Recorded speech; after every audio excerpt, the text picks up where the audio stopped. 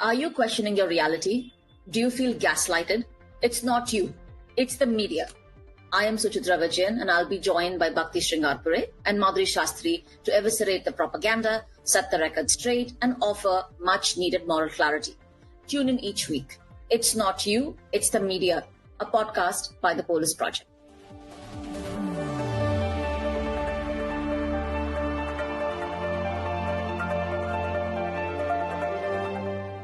Everyone, welcome back to It's Not You, It's the Media.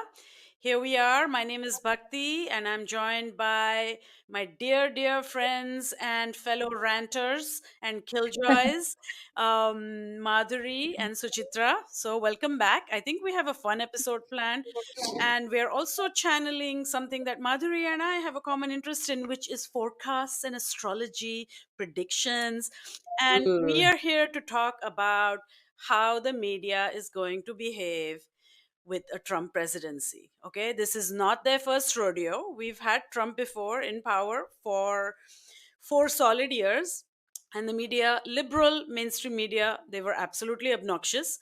Will they retain some of those same obnoxious, themes, or will they change? Will they become better? Will they become worse? We're going to unpack, dissect, and basically have it out today. And we are calling this episode, How Will the Media Do Trump 2.0? So let's begin. I'm going to offer a couple of points and then you both can throw in more things. I think the two things that are going to stay similar to the previous Trump presidency is the liberal media's obsession with Trump himself, the figure, the man, his wife. What is Melania wearing? What is her body language? How come she hates Trump? His children, do they really like him? What is the color of the walls in his bedroom? Is he actually having sex with Melania? Can she tolerate it?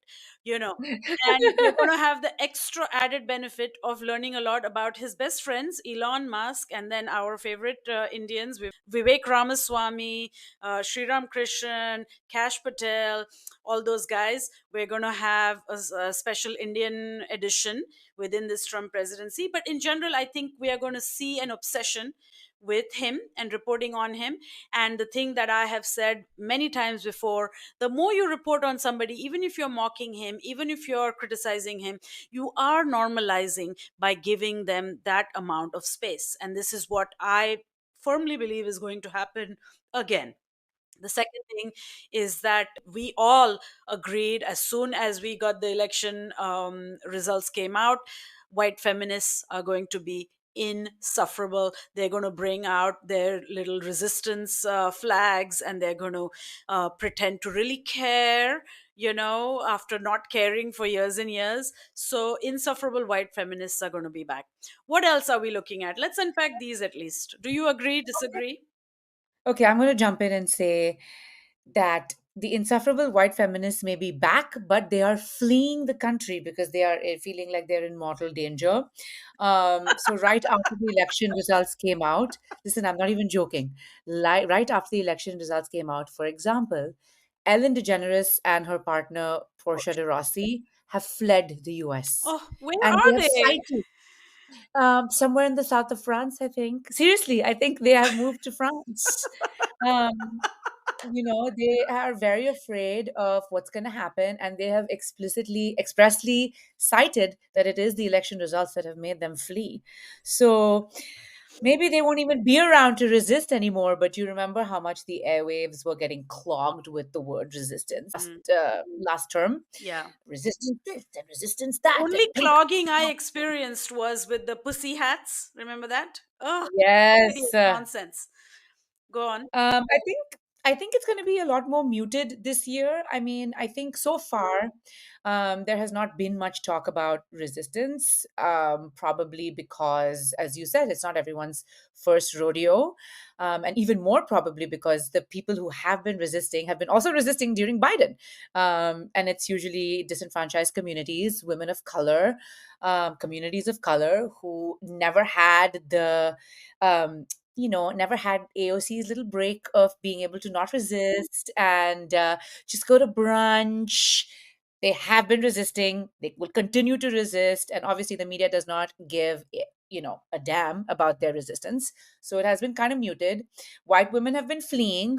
And they will, I think, once Trump comes, I foresee what you're saying. I feel like they will come back in droves. They will come back to haunt us. They will come back to threaten us with, or just like aggress us with their perceived victimhood, with their perceived annihilation. And we are all going to be subject to their tears and their misery and their victimhood. So I agree with you completely, at least those who have remained in the country. Before coming back, Madhuri, to really call out the fact that you have given these white women no room at all to mourn. They're still they're Sorry. still in shock from the election results. Everyone is really, really traumatized. Okay, and as we saw, the Golden Globes was an appalling display of everything kind of Exactly. frivolous and stupid, and not one mention of the abhorrent government that's coming. In previous years we had a lot of chitter chatter, anti-Trump stuff. Not this time. Go ahead, Suchitra. I think I'm going to disagree a bit with you guys. I saw Zuckerberg's thing about removing fact checkers, and that is kissing the ring. I feel like this time they're going to accept. They're all going to kiss the ring. When I say kiss the ring, it's not going to be. I feel something else is going to happen. Like, I think the Golden Globe is a good. I remember the first time he won, and all these award ceremonies became this peacocking of political opinion, and like Golden Globes is a good signaling of where we are. We are back to these long gowns, and it's like forgetting, and it's like prohibition era bars, and like themed parties are back, and it's just almost this performance of, I don't know. I feel that white women they've made a deal with the devil. They are going to perform their victimhood. Again, I'm also including privileged, rich South Asian women, Black women, other women of color who have the privilege to do this. They're all going to peacock this, kind of perform this sense of victimhood, but really they're going to be absolutely complicit in everything that is coming. I think for me, the bigger concern is how the media is going to completely not document COVID. We still are in the middle of a pandemic. I know people feel it's not. There are news of a new strain spreading across China. There's been no reporting on that. There's been no request for a mask mandate to come back. Um, I'm just. I'm shuddering to think what's going to happen with the border reporting, what's going to happen with the immigrant crisis. Um, I feel that the media is going to lean in on the racist represent, like rather than have a nuanced conversation about what does it mean for the race of South Asians in Trump administration, having a conversation about caste, about privilege, about closeness to white supremacy. Media is going to lean in to the model minority myth, or they're going to lean into demonization of communities of color. There's going to be just a lot of shit that they're going to do so badly that I feel this podcast is never going to end. But yeah, I don't know. I just feel like, No, I see what you're saying, because what we did have in the first round of the Trump presidency is that we had suddenly a license to be analytical, to be critical. Right. So, and remember, it was also the heyday of anti racism. All the anti racism stuff was That being is true. funded, and it was the heyday of suddenly thinking about black feminism. It was also the heyday of so much transphobia that transgender rights were very much within view. So the media during the previous Trump presidency had an opportunity to be woke. Now, did they take that opportunity fully? Absolutely not. They performed it, they were performative, but little strides were made. And I think what I'm hearing you say is that they will not take this opportunity again. That this No. time we're going to have a kiss the ring element, we're going to have an acceptance, we're going to just have entertainment as news, as that's it. yeah, I think there's going to also be a lot of dismissal of maybe he's not so, I feel like the Bush is not so bad narrative where he became this guy who just paints stuff. I Yeah. think they're going to make Trump this figure who is, I fear, I want to be proven wrong. I think they're going to make him into an acceptable figure. I think we have mainstreamed so much of hate that Right. Yeah. also the DEI is gone. We've gutted affirmative action. DEI is gone. Yeah. We now have white tech bros and CEOs talk about how, oh, it's really meritocracy. Like, what about the white boy? Like, Yeah. I have heard enough parents talk about how young white boys today are the targeted minority. Like, those conversations are now mainstream. Yeah. And it's going to take us another generation to come back to a place where we can have those conversations. And I think black feminists, at least radical black feminists, have either been co-opted or relegated to the sides. If I hear the word intersectional one more time, I'm going to slit my throat and jump off a window. And I see the woman who actually coined the term actually, perform a kind of just despicable performance of closeness to power. So a lot of things that were unacceptable to be discussed both across the spectrums are going to now come to the surface. But Yeah. I also feel that there's an acceptance that, yeah, fine, Trump may not be so bad. And I think that is the fear, that the fact that he is not so bad is now being normalized. Yeah, I mean, I think that as you both have sort of been pointing out, it's led me to realize that what we had with the first Trump presidency was a real shock. Like there was an element of shock. How could this happen? After Obama, right? He followed Obama, so liberals were just riding so high on their resting so high on their moral laurels Yeah. that they couldn't believe that this happened. And then, of course, the BLM happened, Bhakti, as you pointed out, and Suchitra, as you said. The thing that the media did then was they played this incredibly crucial role in mainstreaming Trump because they were all profiting off of Trump's the psychotic comments that he would make, and there was Every tweet, every tweet everything. was analyzed. Everything. And I want to say that that hasn't necessarily gone down. So I'll just Mm. pull up a few screenshots. So this is right after Trump was elected. So my screenshots are from November 2024. And I'm just screenshotting my Apple News Plus. Okay.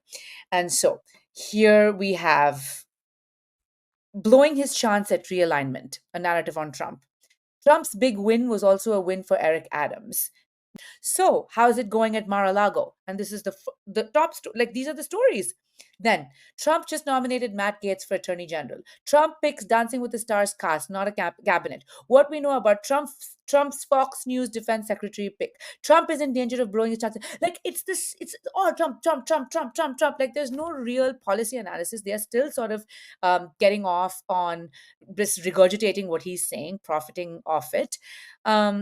There was this whole we had accepted last election time. I mean, the last time Trump was elected, that the media was responsible because they had given him like billions of dollars of free publicity, essentially, Absolutely. platforming him so much. And there was maybe a little bit of contrition, maybe, I don't know, a performance of contrition perhaps. But at this point, as Suchitra said, everything is just so mainstreamed. And to be very honest, the Biden administration did absolutely nothing to roll back any of the heinous policies that the Trump administration had advanced, or any of Obama's heinous policies that Trump had, continued to leave in place. They could have made so many changes, issued so many executive orders with respect to the border, with respect to immigration, with respect to climate change, whatever it is. They did absolutely nothing. So, what is the media going to report on and make a big shocking deal of that not just Trump but also Biden has normalized, Yeah. so Yeah. we're I in mean, this. very quickly on what Biden and Kamala Harris have left for Trump, of course, a fully funded genocide, an extreme normalization of crackdown on protests, an absolute disregard, disdain for young people, all of which is like playing right into Trump's minefield of things. You know, when you crack down and say you can't say words like Zionist and so on, you are giving massive massive leeway to white supremacy at the end of the day. So they have really done a carte blanche and given Trump a brilliant sort of carpet to land on. It's really extraordinary the damage this administration caused. And yeah, you're right. I think I don't know what is the media going to analyze, because they cannot seem to make this connection, or rather, if they do make this connection, they negate it. They are fervently opposed to it. So it's a tough moment. No, I think another thing that's going to emerge in all of this is also the demise of mainstream media as the way we see it. We are looking at numbers being all time low for legacy media, the exception being, I think, the New York Times. In general, people tuning in to watch things on a television is gone. And I think that will have an incredible impact on how this is. Even when you see that social media platforms, there is a Truth Social, there is now Blue Sky, there is now Twitter, there is just, and of course, we are also going to see now there are no fact checking in these main platforms. Facebook no longer will have fact checking. Twitter already doesn't have fact checking. Um, Really, I think what is going to happen is this sense of people looking to influencers or people looking to media figures like Joe Rogan and others for not just information. People no longer want information. What people want is a community. And I think that is something that is profound. People do not want information, they do not want news. What they want is a community where they feel valued, where they feel respected, where they feel listened to, where they don't. And I think liberal media and Democratic Party is still a party that preaches. It's still a party that cannot build community. It is still a party that cannot hold itself accountable. It is still a party that is so clueless that we are going to see a lot of fragmentation within the American audience. Something is happening, and also understand that Trump AI is another place where Trump is literally putting in people like Sri Ramakrishnan, who is for Silicon Valley's unabashed, uncontrolled investment in AI. So this person is going to be your chief advisor, somebody who is. So, really, what you're seeing is another level of both the communities being disenfranchised and looking for solace somewhere else. And you're seeing systems like the American institutions that had some kind of checks and balances being consistently eroded. All of which, for me, means this is time for not only chaos, but also time for change in ways that I don't think we can even predict. Wow, serious segue there to like change. Yay, it's coming. It is nothing because this it has to, right? Like I mean, just look at it. Like, why does some a figure like Joe Rogan today command so much love? I wouldn't say respect. He has a community that loves him, Sure, sure. right? Why has he built that? He's not perfect. His politics is not great, but he's a guy who would still have Bernie Sanders and have a conversation with him. He's Right. still like, there is this sense of fallibility. There is a sense that I'll engage with everybody. You know, the guy that you often would say that, oh, you want a guy you want to grab a beer with. Yeah. Democrats today do not have that. And they don't have that not by flaw, but by design. Yeah, yeah. So I think all of that is going to come to it's going to impact how we produce information, how you consume information, Right. but also who gets to benefit from it. Mm-hmm. Yeah. Mm-hmm. Well, at least we are all, the three of us are going to be in the clear with the ascendancy of the brown Indian woman in particular. It's going to be awesome for us. I just see like jeweled carpets and milk and honey or whatever. Okay, in the US, so we are good. What else? What happens to others? I do think the reportage The obsession with Trump is coming back, as you pointed out, Madhuri, with the reading those headlines just even from November itself. Already every Horrifying. morning I hear some crazy thing he has said. I mean, my favorite thing being the Canada one, but every morning I hear something crazy he says, I love and it. it's sort Yeah. of like nobody unpacks it. Nobody cares to unpack. It's like it's enough. He said it. It's enough. Trump said it. Where is Melania? We're going to know, figure out inauguration is coming. Okay, I haven't seen as much Melania stuff. Maybe it's my algorithms. I don't Oh, know. I'll tell you why. It's because Melania has been replaced by Elon and No. Bezos and Yeah. all of these other people. And they're so interested in the bros of the tech bros. I think she's just been ousted by Elon, if you ask me, because Yeah. I Or saw. Ramaswamy. Sorry. Oh, I don't think Vivek is in that in group yet. I think it's currently just Trump, Elon, and Bezos. But around that same time, I have a screenshot from the New York Magazine, from Intelligencer, which says the title of the thing, the column is "Billionaire Problems." Elon Musk and Jeff Bezos are feuding again. So I think this is what's going to happen. Like the marital gossip and the marital feud or whatever it is, like our somewhat prurient interest in Trump and Melania will be replaced with a sort of examination of the interpersonal dynamics of these bros.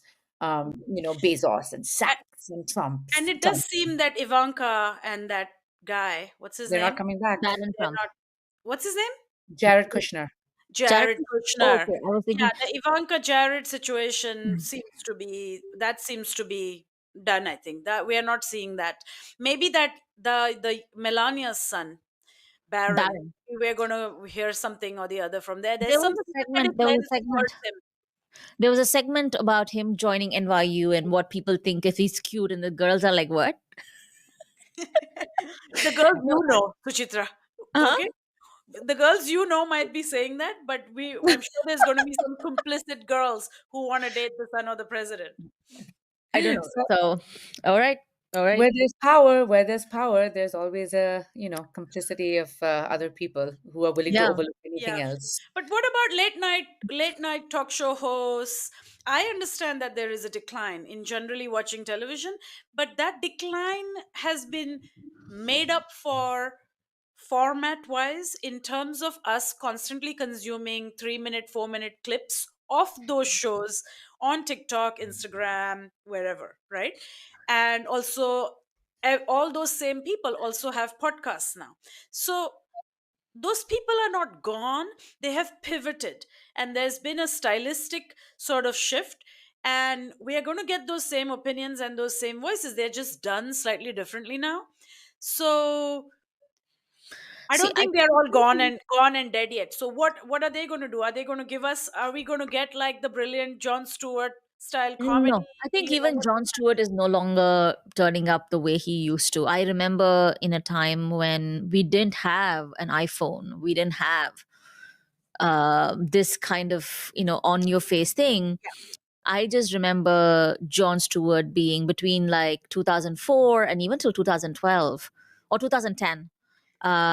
Those 6 years, 2004 to 2010 or 2011, I remember Jon Stewart just being everywhere. Like you yeah, would he go hang carries a out. whole load of news Yeah, like analysis. it was just like you would just go discuss what he had done, how he had broken down on news. And Like this was also that. during the Obama era, Yeah, even like before the towards Obama the era, end. right? Because it's Yeah, 2004 right, to right. 2010, 2011.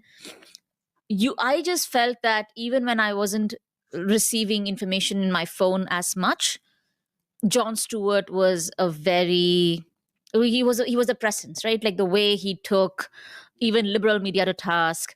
I don't see that anymore. I think the millennials, perhaps the younger millennials, will be the last generation that actually knows who these late night hosts are. Sure. Every Hmm. time when I now pull up clips to analyze things, my students just don't know who Jimmy Kimmel is. They don't know who Fallon is. They don't Thank know God. who. They don't. They just don't. If you are young and if you are in university now, you just don't know who these men are. Sure.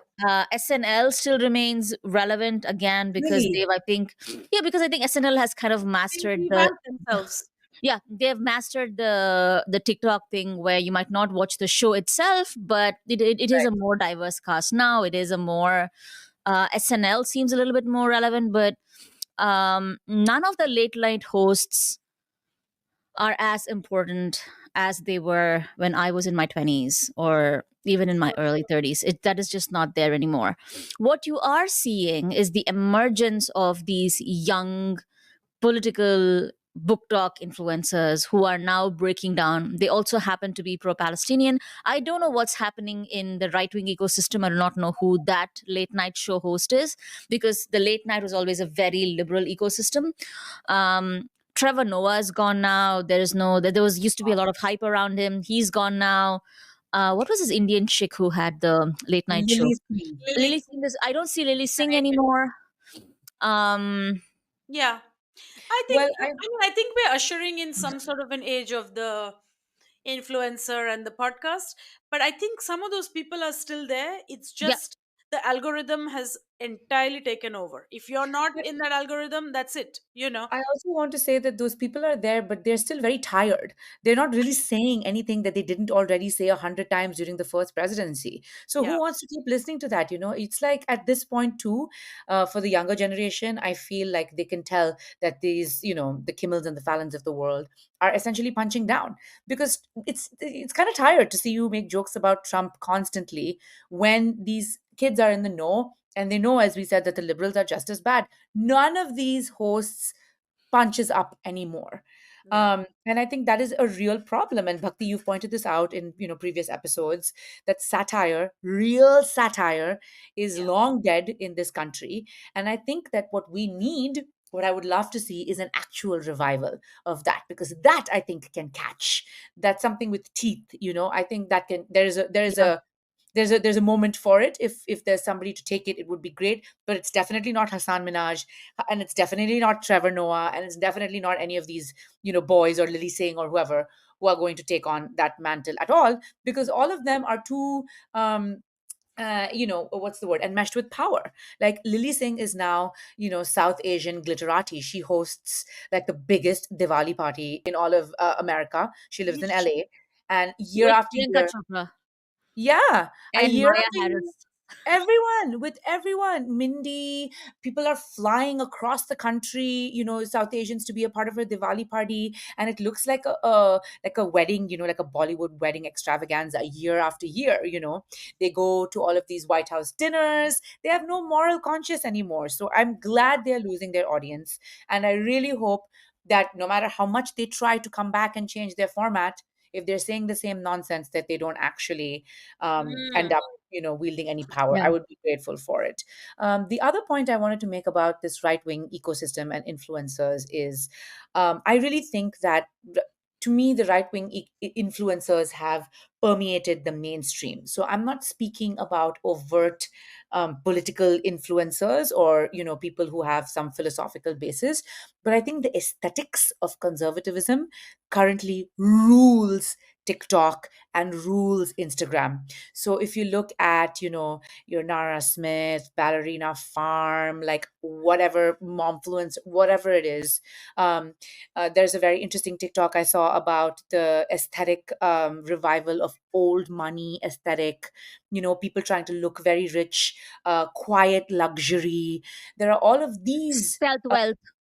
stealth wealth, exactly, all of these, um, Awesome. that is perpetuated by influencers uncritically, and it doesn't even matter what the political thought of this or the political conscience of these influencers are.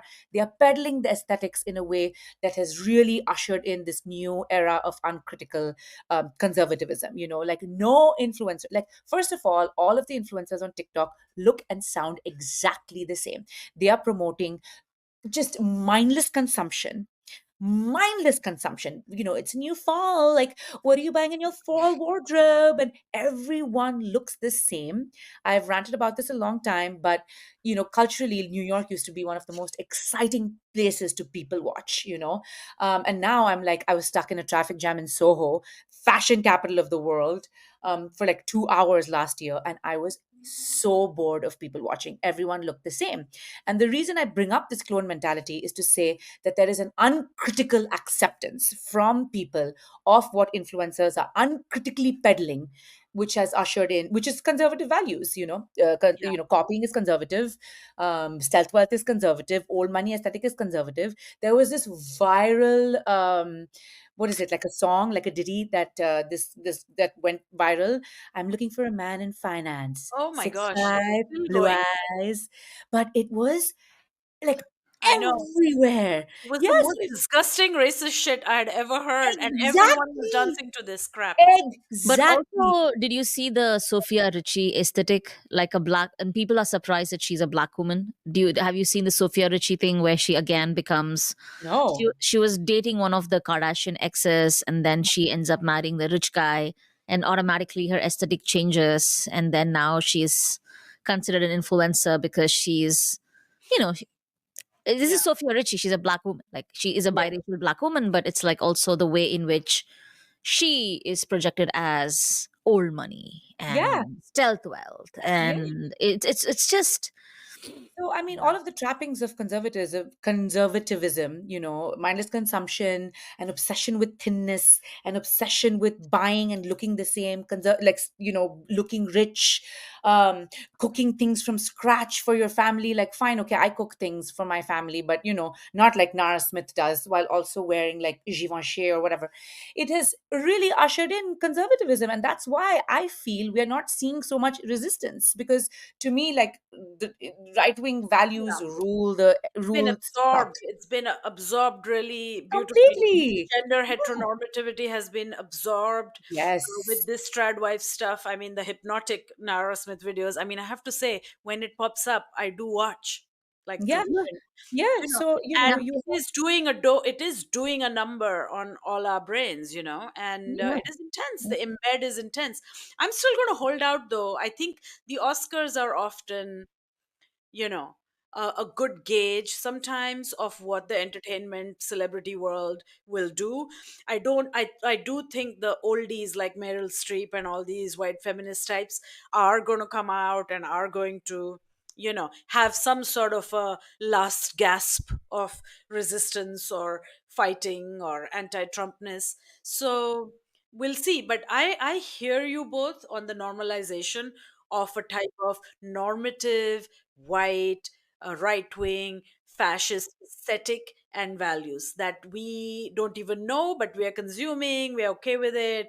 It's happening. I mean, even just the kind of things that goes viral on TikTok. Yes, I love TikTok for its pro Palestinian commentary, and I think they have ruled in that regard. But think about the dances that go viral, right? I mean, what is it except a kind of fascism where you have to have your able bodied self kind of learn these steps and then do them with a few people? I mean, what is that about, really? At the end of the day, you listen to a tune, you learn the steps, you become this automaton, you become this soldier. It's intense, Exactly. so Exactly. Everybody, and it's the same. Like, everybody looks the same, talks the same. Everybody thinks the same.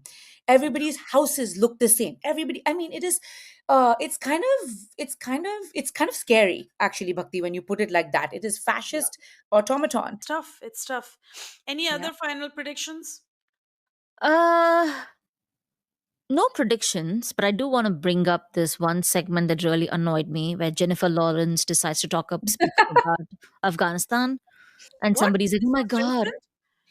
Yeah, Jennifer Lawrence. I think it was a couple of months ago, um, when the Afghanistan, the thing was happening with the Taliban closing down their schools, and Jennifer Lawrence is doing this interview where they're like, "Oh my God, Jennifer Lawrence, it's so amazing of you to talk about Afghanistan and Afghan girls." And she says, "This is really political." She says, "No, no, no, this is not political. These are just people and their lives." And I'm like, "What?" What? That literally doesn't even make Makes sense no sentence sense. What wise. does that mean? The other, I mean, the thing I also remembered is that over Christmas, New Year week, was forced, and literally it was a very special type of torture. I had to watch Wicked because everyone, my kids wanted to check it out and are fans of Ariana Grande. And, I was also with my niece. And so we all went, and it was 3 hours long. and it Ah, was this kind of gilded age aesthetics, and it's very strange, like, because Ariana Grande has in the film and then also now in her public realm has really embraced this look of like heavily powdered sort of white, almost like from a Marie Antoinette type of aesthetic, and for it looks sure. very, very strange. And there was a Also the time thinness. when one Also the thought she thinness. might have been Hispanic or something. People wondered if she was a person of color, and she wants no doubt that, I mean, she isn't. I mean, she's Italian or whatever. So yeah, so this aesthetic was intense to see, by the way, in that film, and this kind of coming of the pink, and yeah, it was Barbie, extremely Barbie. bizarre. Also the thinness, Bhakti. Did you notice how Oh, thin and Yes. small she's become? she's There are always full been on I though. allegations of eating disorders, by the way, for her. No, like even for Ariana, like I've been hearing and seeing, Even for her, she's thinner, you're saying? I haven't even for followed her. yeah. up. Okay. Yeah. See, I don't know if you remember the early 2000s. I'm sure everyone remembers the 2000s where thinness was such. And then by 2004, 2005, you see the ascent of Beyonce, and it was called the goddess body, where you have curves. And of course, we all lived through the low cut jeans thing, which is Yeah. just impossible if The you're like a brown BBLs. girl. Yeah, if you're a brown girl, like it's just like impossible for you to wear that and like pull it off. And then I was so glad that for the last 15 years, that aesthetic never came back. And now I feel that skinny Oh yeah. midriff thing is back. It's back with a That's vengeance. right. This It obsession skipped with two thinness is fashion back. cycles and now it's back with a vengeance, where I'm now seeing girls as young as, five, like 6, 7, or 8 embrace that aesthetic. And then you realize it's not the girls, but it's the moms. Yeah, yeah. Yeah, I mean, because this again, conservatism demands a sort of obedience, right? Like you have to obey. You have to obey the norm. Like, and if you're resisting, you would not. But now everybody is obeying. Women are obeying again, continuing to obey. Obviously, women are the easiest site to impose these patriarchal norms, right? Obey, obey. And I wanted to say, like, to your point about the early aughts and stuff. There was this. I don't remember where I saw it. I wish I could credit the tweet. Um, this thread of how the Kardashian sisters' bodies change depending on who they are, partnered with at the time. All of the Kardashian women were with, except for Kourtney Kardashian, were dating black men. So Khloe and Kim were both dating or married to black men, and then they would fetishize black bodies.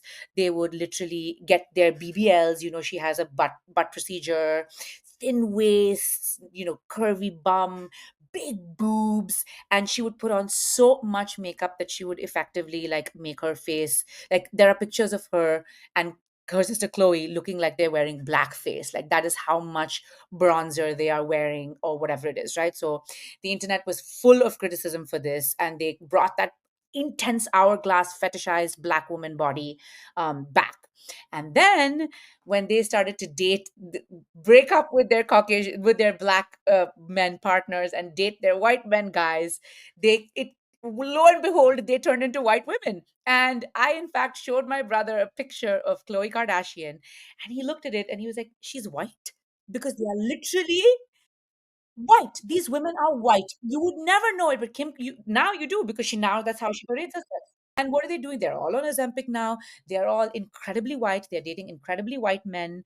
They are super thin again. So the minute um, they, as the elite, had access to this, like what is sexy and what can be fetishized, the minute everybody else started getting it and everybody else started to look and get like Botox procedures and skin procedures or whatever to look like Kim Kardashian, she as an elite has swung the other way. And she's like, okay, like now you all look like me with your big boobs and your big butt and your brown skin. I'm just going to become white and thin again, And then so now everybody is on Ozempic and looking white and thin again. Yeah. Absolutely. It does look like that. Well, I'm Yeah. going to rein us back in to some form of resistant thinking. Like, we need to kind of push for vigilance, some some resistance. I mean, whatever. We're old hags and we don't have to bend to this. No, We Okay, you two are not that old. I am. But that's okay. we're old enough to see, we are smart enough, and we have to kind of keep preaching vigilance, man, because this is bad. Like, I didn't even think we were going to go down the path that we went down on I this know. in this particular conversation. I mean, this got very serious and very intense, and it's very real. The normalization of right wing fascist conservatism is absolutely real. It's here. We are all not just consuming it, we're also participating in it with the clothes we wear, or whatever, how we choose to do our hair, or how we want our bodies to look, or you know so but yeah, while we can all kind of engage with some diet of that, some dose of that, we have to stay vigilant, and we have to tell our listeners to stay vigilant and try to influence some awareness around it, because guess what, the media is not going to do it. Nope. Nope, nope, nope, nope. And if you The only thing that I would say as like a concluding thought is that for me, increasingly, what I fear is my capacity for articulation. Like sometimes I'm like, how often do I have to repeat myself? There's a fatigue that comes. I know that the right wing benefits from the constant repetition of their ideas. Yeah. I'm just fatigued. I feel like, why? Why do I have to constantly repeat this? Why do I have to constantly check myself? Yeah. And Um, there's a crisis of language, right? Every yeah, term new, as revolutionary, as oppositional, as critical, as resistant, has been taken away from us, or diluted, or turned into a hashtag, or whatever. right. So there is a crisis around language, and yes, repetition is fatiguing, but repetition is hegemony. And if we wanna build empire, repeat, repeat, repeat, right? What else are we going to do? yeah. My concluding thought is to bring it back to, our feminist hero, Meryl. A bird may sing in Kabul, but a girl may not, and a woman may not in public. Uh-huh. Remember, it's not you, it's the Taliban.